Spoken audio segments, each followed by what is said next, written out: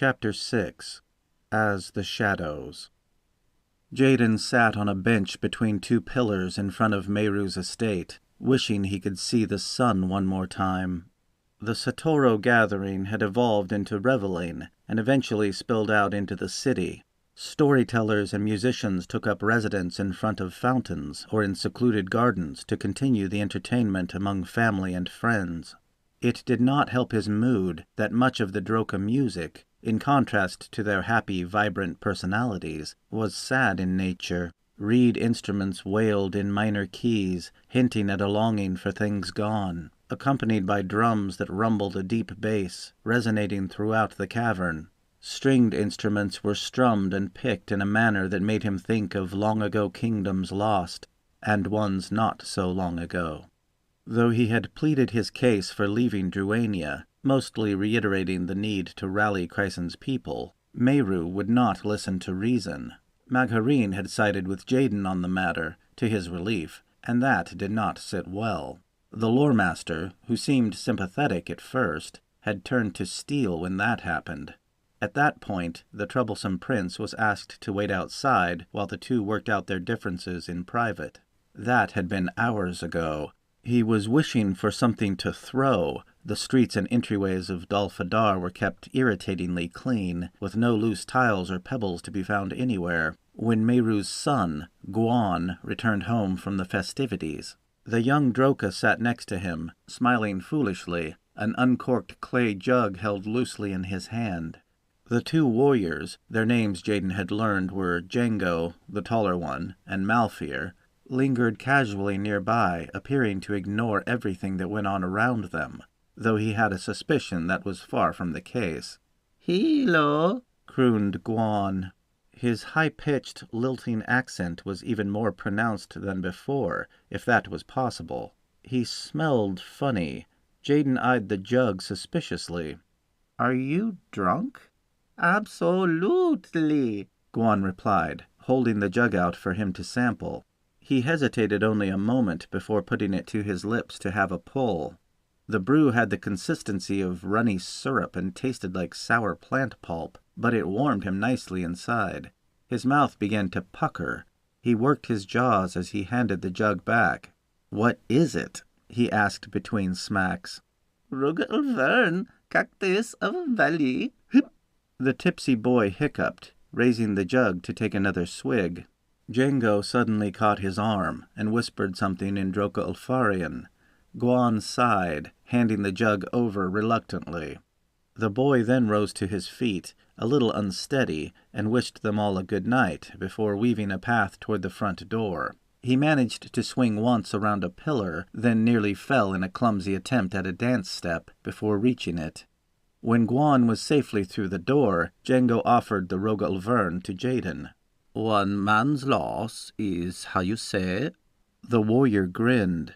Smiling gratefully in return, he accepted the offer and took another tug. When facing the tall man before the strange cave, the Droka had been intense and menacing, a coiled spring ready to be loosed. Throughout the day, he had alternated between keeping a watchful eye on him, becoming a sort of tour guide, and politely translating. Now he was making quips.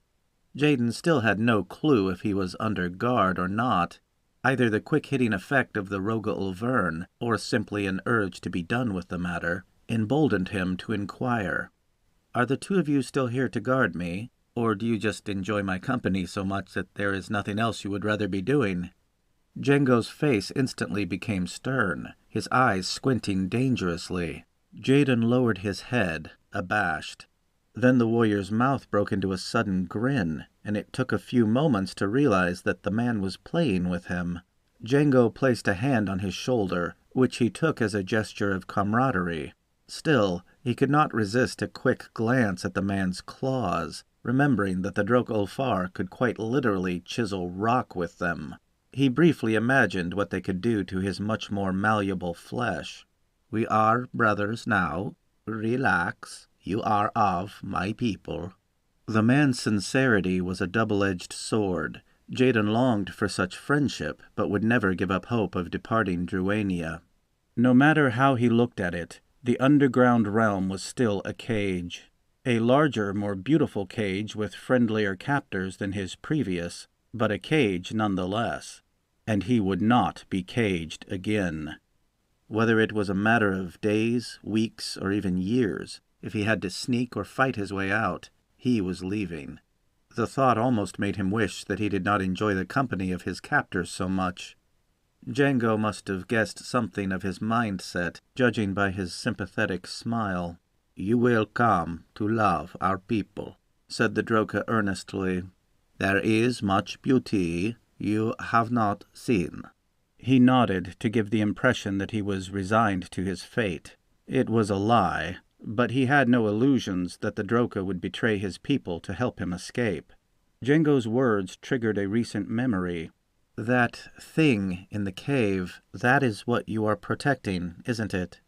The expressionless mask that came over the tall warrior this time was definitely not for show.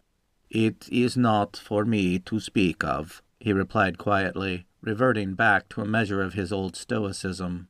Not wishing to dissolve the trust he had felt growing, Jaden quickly moved the discussion to safer ground. "How often do the people, our people, come together as we did today?" he asked. "Every 9 days we gather for Satoro. The first part of day is for talk. During second, we honor great thoughts with prayers. Last, we celebrate keeping of trust. Prayers today did not happen." "I guess that's my fault." "No," Django reassured him. "Change comes. Alarm is in vibrations of rock and in the air, for those who will listen. Most do not." The music had blended together in the background while they spoke, slowly dwindling as the early morning hours approached. A young female could be heard clearly now, her soft voice filling the air with its rich tone. He did not understand the words, but was still overcome with a great sense of grief. "What is she singing about?" "She sings of Alfar, fair ones who once lived with us in forests above. We were all of one people, Alfar and Droka Alfar, before we left to dwell under mountain long ago. We were many then. We are not so many now as in those days. She sings of brothers and sisters we have lost." The song gradually faded, the end a mere whisper, yet the feelings it stirred remained. Jaden raised the jug to have another pull, stopping before it reached his lips. It no longer seemed like the time for drinking. He sat the jug down on the bench and rose. After an approving nod from Django, he approached the square, looking for the girl in the hope that she might sing again. But the crowd in front of the nearby fountain where she had stood was dispersing, and she was nowhere in sight. Most of the Droka had already left for their homes, the few remaining on the street in the process of doing the same. There was a flash of movement and a glint of steel that seemed out of place. "Did you see that?" he asked the tall warrior, who had followed him. Django raised a questioning eyebrow. "Behind that shop, in the distance," he insisted. "I thought I saw someone dart into the alley. There!" Where he pointed, a figure moved from the concealment of the alley and ducked behind a small tree in a large stone pot. Another quickly followed, with more shadows moving in the distance. Django gave a quick, sharp whistle, and Malfear joined them seemingly out of nowhere. "Stay," Django commanded, as he and Malfear started forward. "I will not." Django halted abruptly, giving him a hard stare. He knew that the Droka was weighing more than his physical strength. He looked at him the way the general often had, making him feel that his very determination and spirit were bare for the man to see. He had learned long ago not to flinch from that look. The Droka seemed to find what he was looking for, nodding his assent, and the three of them fanned out and approached the tree.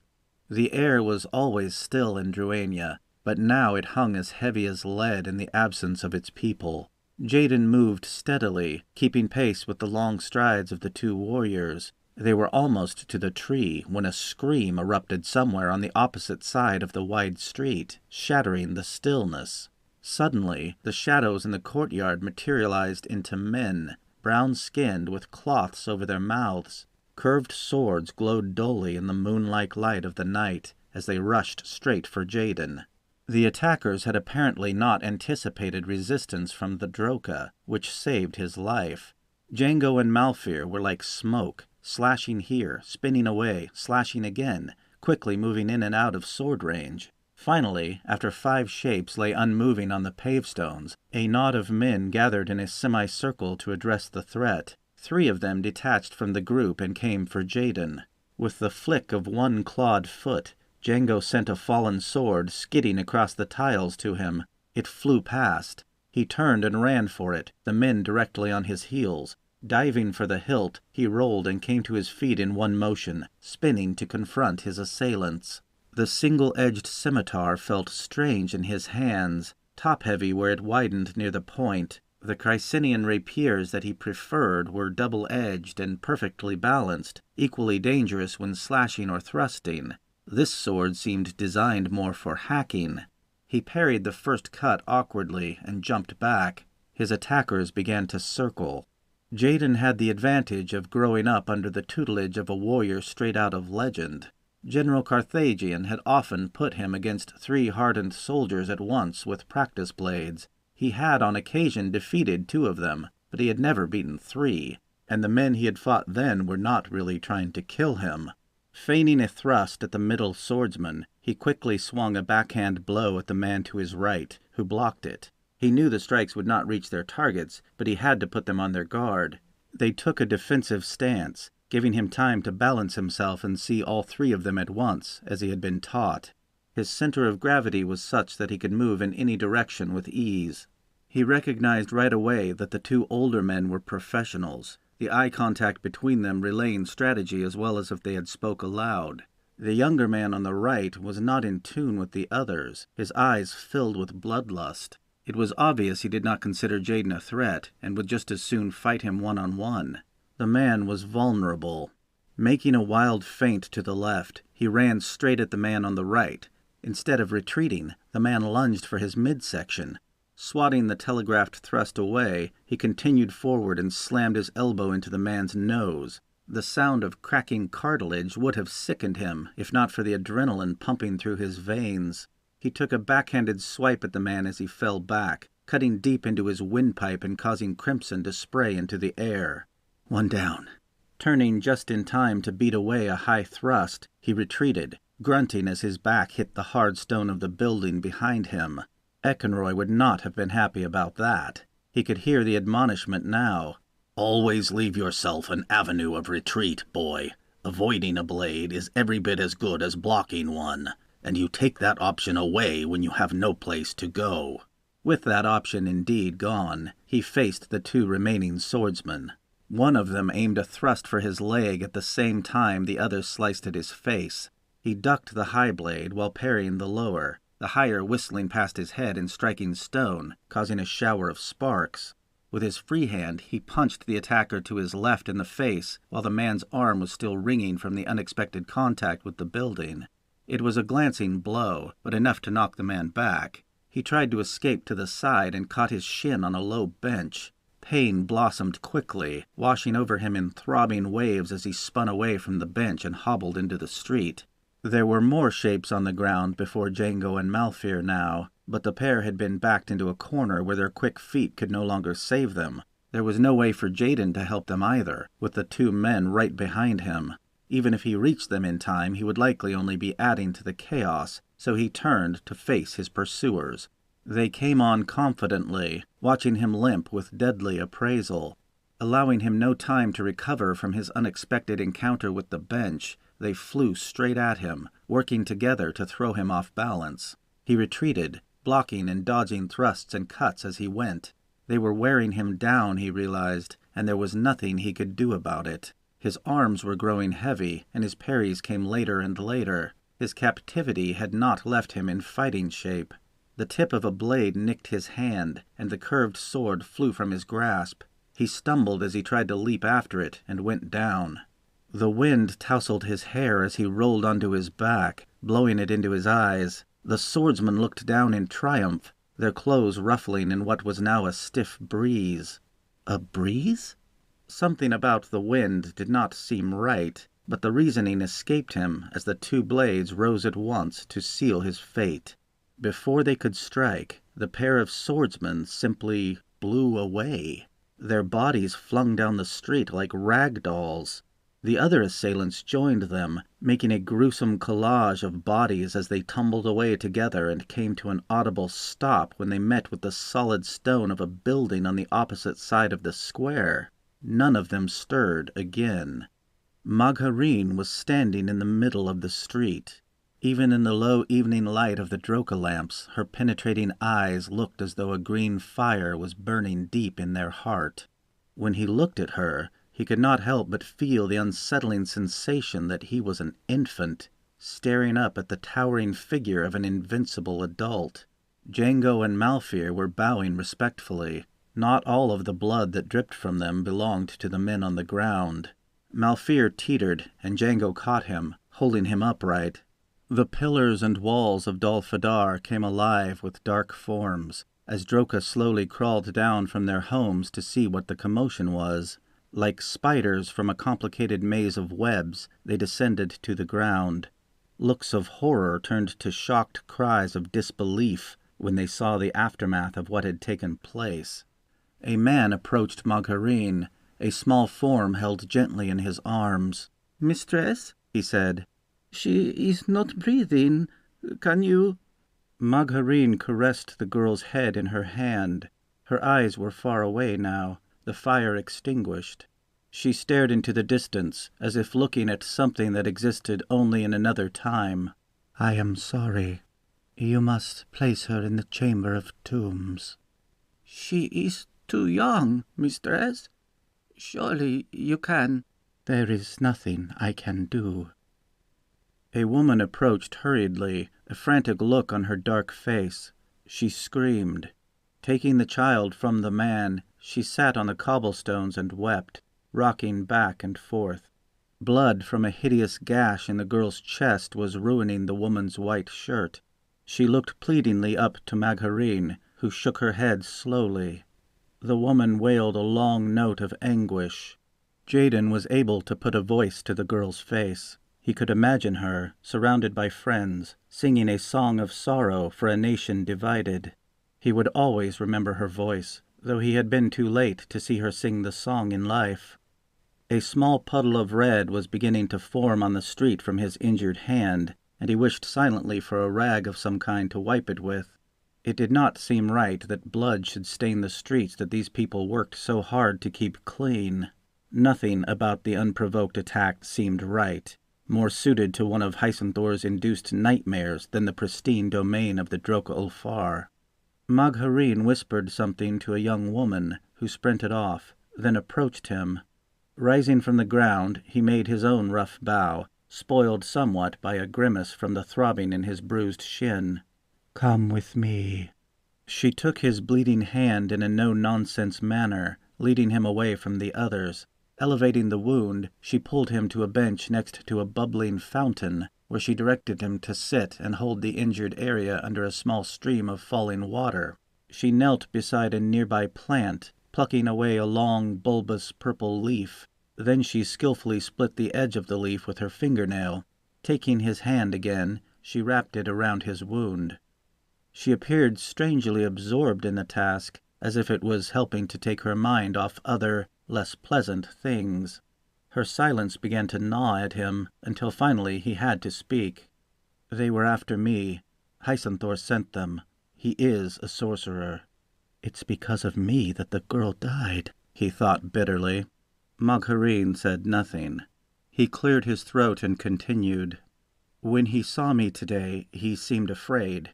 Also, I don't know how, but something I did when he was inside my head hurt him. I made the images stop, and then they shattered and were gone." She raised an eyebrow.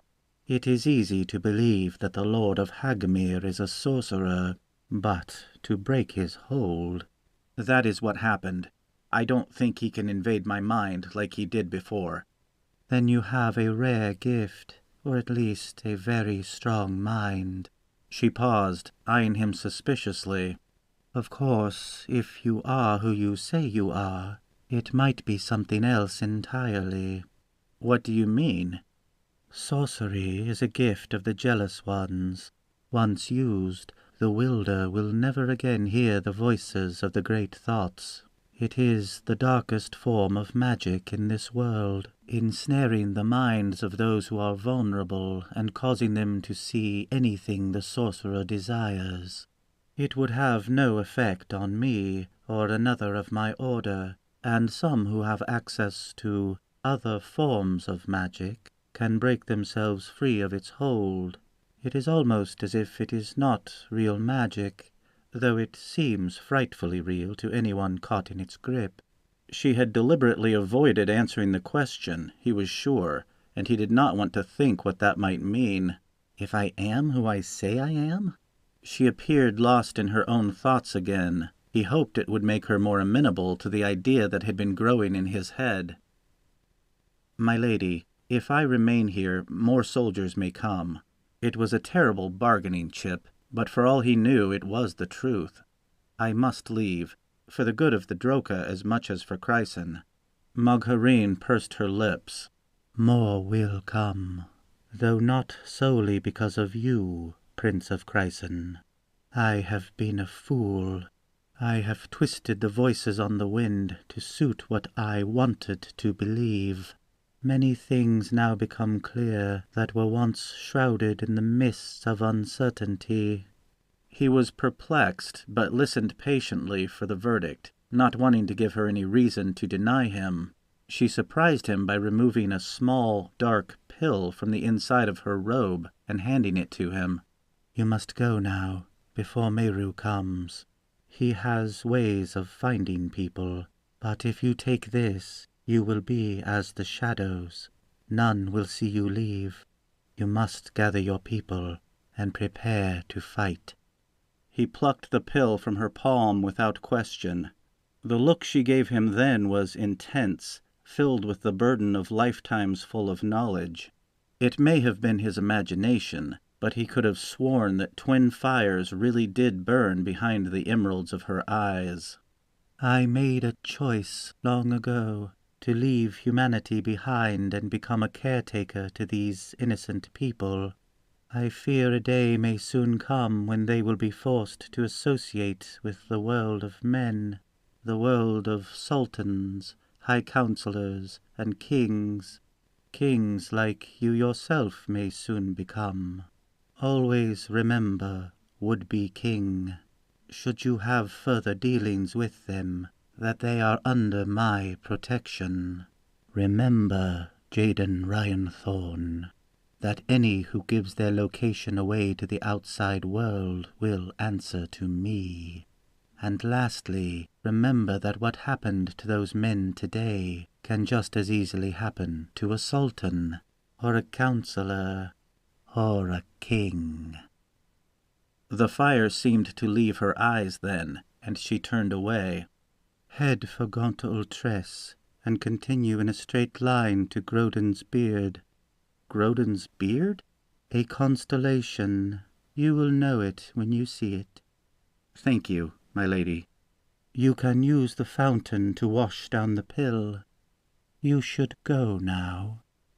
With that she left him, crossing the square and disappearing into the anxious crowd. The warriors had been bandaged, and Malfear was protesting his health to the girl that Magharine had earlier sent scampering as she fussed over his wounds. Meru was still nowhere in sight. A pang of sorrow struck him as he realized that he would probably never see any of them again. In all likelihood, he would never meet another of the Droka Ulfar. They were kind, caring people, and they had saved his life. He vowed silently that someday he would repay their kindness if they were ever in need, but the words sounded hollow even as he thought them. The future was unclear, and chances were that he would not live that long. "I will try," he amended. Swallowing the dark pill, he took a long drink from the fountain. The water was cool and refreshing, quickly washing away the foul aftertaste. A sudden thought came to him. What if she poisoned me because I brought the soldiers? It sounded ridiculous as soon as he thought it, but something in her manner had been strange. How was the pill supposed to work, anyway? It had to be magic, a subject in which Magharine had demonstrated she was more than proficient, with frightening results, if it was going to make it so others could not see him.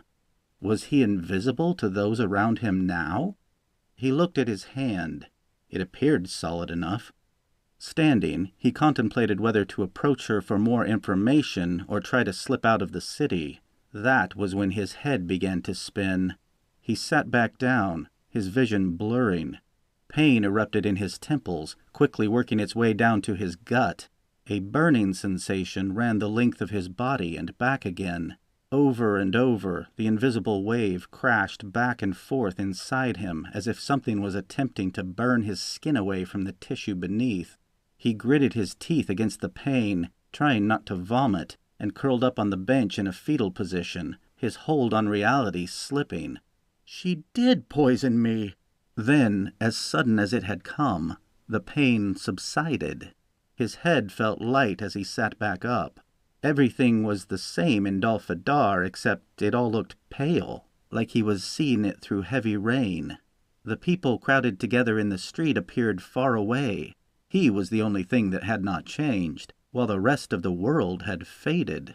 Magharine was visible again, surrounded by curious Droka. He took an unsteady step in her direction, but stopped when he saw that Meru was there as well. The loremaster held his big staff in front of him as he made his way through the crowd. Meru had ways of finding people, Magharine had said, and Meru did not want him to leave. What steps the man could take to stop him from going he did not know, nor had any intention of finding out. No one had looked his way so far, so he decided to test his luck. Doing his best to move stealthily, without appearing to sneak, he crept away from the square into the empty thoroughfare that led back to the pillar of Gaunt-Ultresse. There was nothing to hide him during the long, gradual climb to the surrounding forest and fields, but no one gave alarm. He looked back one last time as he crested the top of the hill, too far away to make out individual shapes. In fact, faded as things were, it looked as though the crowd was not there at all now. Still, he could feel one pair of eyes on him. Though he could not see them, he knew that they were a deep emerald green. At least the Droka have her protection. It made him feel better about leaving, less like he was abandoning them. He shuddered as he remembered his first meeting with Magharine in the cave, and again when he thought of the men she had blown away like dust with her mysterious power. He could almost pity any foe who tried to harm the Droka-Ulfar. Almost. Tightening the cloth belt around his newfound sword, he turned and walked away from the city of Dolfadar.